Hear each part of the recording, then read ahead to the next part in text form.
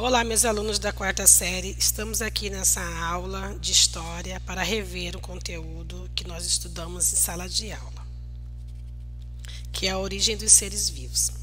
Antes de falarmos sobre esse conteúdo, nós precisamos saber a definição do que é ser humano. Ser humano é o nome dado pela ciência para particularizar a espécie a que nós pertencemos, entre os demais animais. Nós, os seres humanos, somos uma espécie viva e temos a capacidade de pensar, de usar a linguagem de frases, de palavras, de gestos, de símbolos, entre outros. E temos uma característica que nos difere de outros animais, de outros seres vivos, que é a bipedia, que é poder andar sobre dois pés. Assim como as pessoas são diferentes entre si, nem sempre nós, seres humanos, fomos iguais aos atuais. Há milhões de anos, a espécie humana ela era muito diferente, assim como as outras espécies. A ciência ela explica que essas mudanças elas aconteceram porque os seres vivos se modificam ao longo do tempo. Eles se modificam por quê? Porque eles precisam se adaptar ao seu meio ambiente. Segundo a teoria da evolução, elaborada pelo naturalista britânico Charles Darwin, ele diz que isso significa que as espécies elas desenvolvem características que as ajudam a viver no seu ambiente. Isso quer dizer o quê? Que eles precisam se adaptar ao seu meio, tá? Eles precisam realizar isso para a sua sobrevivência. Os membros de uma espécie que estão mais adaptados, ao lugar onde eles vivem, eles conseguem sobreviver tranquilamente e gerar seus descendentes. Porém, há aqueles que não possuem essa característica de adaptar-se ao seu meio, eles podem morrer, ou então pode gerar poucos descendentes. E esses poucos descendentes, eles poderão ser muito fracos, e tendo menos chances de sobrevivência. Nós, seres humanos, também passamos por milhões de modificações ao longo do tempo, até chegarmos a como nós somos hoje. Há milhões de anos, o mesmo ancestral deu origem à evolução dos seres humanos e dos macacos. Vocês podem observar a imagem abaixo, Os monos, que são o gibão, orangotango, chimpanzé e gorila, e o hominídeo, que somos nós, seres humanos. Você aprendeu que todos nós pertencemos a uma espécie, que são os Homo sapiens, certo? E que tanto a nossa espécie quanto as demais espécies, elas se modificam ao longo do tempo. Nós, hominídeos, somos definidos por sermos seres bípedes, Isto é, poder andar sobre dois pés. Os bípedes, eles são diferentes dos quadrúpedes na sua estrutura do crânio, da pelvis, da coluna vertebral, das pernas e dos pés. No entanto, a bipedia ela não acontece de forma repentina, de uma hora para outra. Ela vai acontecendo ao longo do tempo da evolução. Então é um processo gradativo e lento.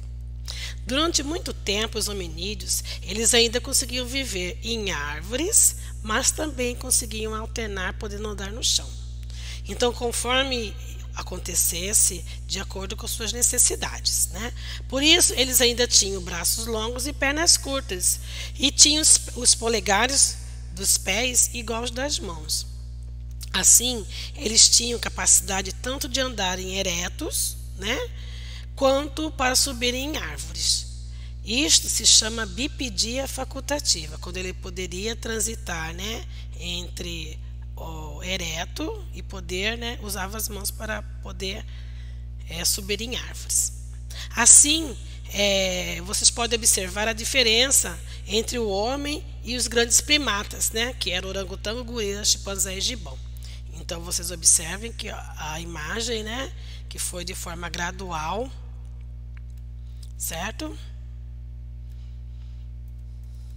E para que possamos entender toda essa teoria, toda essa história dos nossos antepassados, nós precisamos de quê? De pessoas especializadas para comprovar, né, e fazer com que nós tenhamos acesso a essas descobertas da origem dos seres vivos, né? Então são os cientistas. As ciências, então, elas auxiliam essas descobertas. O estudo da evolução humana é como um quebra-cabeça, né? Mas com muitas peças faltando. Por isso, os especialistas eles trabalham como detetives, né? Eles buscam vestígios, né, que nos ajudem a entender o nosso passado, né, um passado tão distante. Assim, as pesquisas sempre são importantes para que existam novas descobertas sobre esses assuntos. Às vezes é descoberto um fóssil, por exemplo, um novo fóssil. Esse fóssil ele vem reafirmar o que já foi dito, né? Ou também esse fóssil descoberto ele pode trazer novas teorias, novas ideias, caindo por terra tudo que se foi descoberto antes. Então, por isso que é preciso esse estudo constante. Por isso dizemos que o conhecimento nessa área ele é sempre provisório, né? Ele não é engessado, ele não é fixo, ele nunca está completo. Então, sempre um estudo vai comprovar outro, ou então vai criando-se novas ideias. Existem várias formas de fazer pesquisas para saber como os seres humanos evoluíram. O especialista em evolução humana tem uma formação em várias áreas, como a arqueologia, a antropologia e a paleoantropologia. Nomes complicados, não é mesmo? Então vamos conhecer cada um deles. Arqueologia. A arqueologia, ela estuda a cultura, as sociedades e as culturas humanas, no tempo a partir de análise de vestígios materiais históricos, identificados da presença humana. Então, eles vão procurar vestígios de materiais para comprovar essa presença humana na Terra. Por exemplo, pedras usadas como machados, barro transformado em objetos de cerâmica, ou mesmo osso de um animal que foi consumido como alimento e depois transformado em um colar. Então, tudo isso é material para comprovar, né, estudar a presença dos seres humanos na Terra, né? Então, eles descobrem através da arqueologia. Aí vocês podem observar aí a escavação no ano de 2008. Paleoantropologia. Estuda diferentes aspectos da evolução humana por meio de conhecimentos e de várias disciplinas. O paleoantropólogo estuda todo esse processo de evolução desde o último ancestral comum entre o homem e o macaco até o homem moderno. Para isso, ele usa dados de outras áreas de conhecimento, né, de outras ciências, para comprovar as suas ideias e suas teorias, né, como a geologia, por exemplo. Aí aqui vocês podem observar, né, o paleoantropólogo americano que descobriu o esqueleto da Lucy. Geologia. Geologia é a ciência que estuda a Terra, sua origem, os materiais que compõem o planeta, suas transformações e sua história. Ela estuda também as características físicas do interior e a superfície da Terra. E estes estudos eles são utilizados para ajudar a datar os fósseis encontrados, conforme a camada que estão corresponde a uma datação. Então vocês observam, esses fósseis que são encontrados nessas camadas da Terra, eles têm uma data, eles são de uma época.